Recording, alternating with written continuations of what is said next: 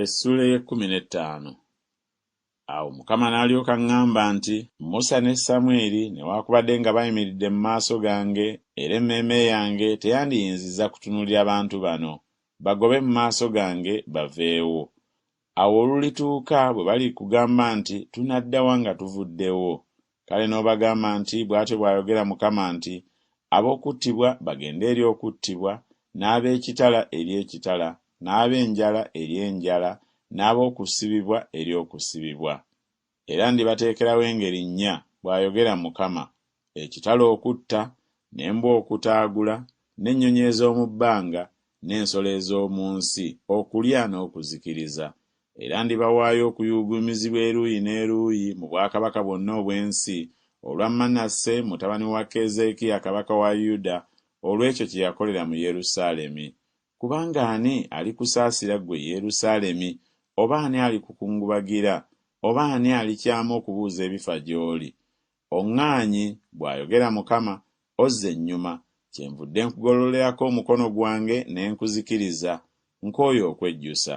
Era n'abawujjira n'ekiwujjo mu miryango egy'ensi, mbaggyeko abaana, nzikirizza abantu bange, tebaddanga okuva mu makubo gaabwe. Bannamwandu baabwe beeyongedde gye ndi okusinga omusenyu ogw'ennyanja. Ndeese ku bo nnyina w'abalenzi omunyazi mu ttuntu, mugwisizzaako obalagaze n'ebitiisa nga tamanyiridde. Eyazaala omusanvu ayongobera, atadde obulamu, enjuba ye egudde nga bukyali bwa misana. Akwatiddwa ensonyi aswadde, n'abalifikkawo ku bo ndibagabula eri ekitala mu maaso g'abalabe baabwe, bw'ayogera Mukama. Zinsanze, nnyabo, kubanga wanzaala nga ndi musajja wa nnyombo era ow'empaka eri ensi zonna. Siwolanga lwa magoba, so n'abantu tebampolanga lwa magoba, naye buli muntu ku bo ankolimira. Mukama yayogera nti, mazima ndikuwa amaanyi olw'obulungi, mazima ndikwegayiriza omulabe mu biro ebyokulabiramu ennaku ne mu biro eby'okubonyaabonyezebwamu. Omuntu ayinza okumenya ekyuma ekiva obukiiko obwa kkono n'ekikomo?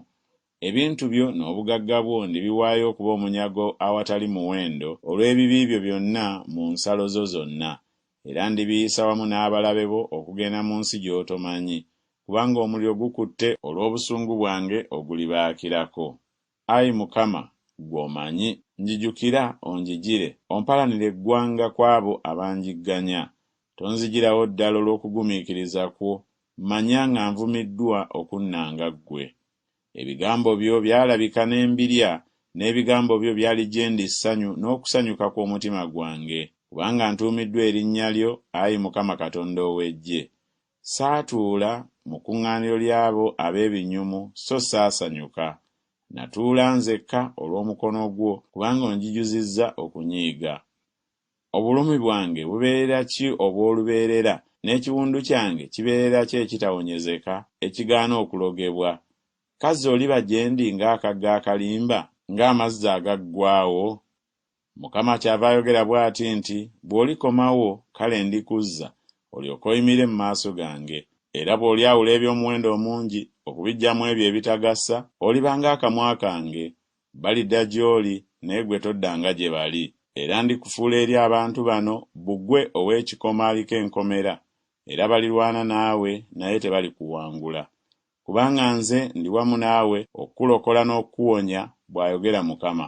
Era ndikuwonya mu mukono gw'ababi, era ndikununula okukuggya mu mukono gw'ab'entiisa.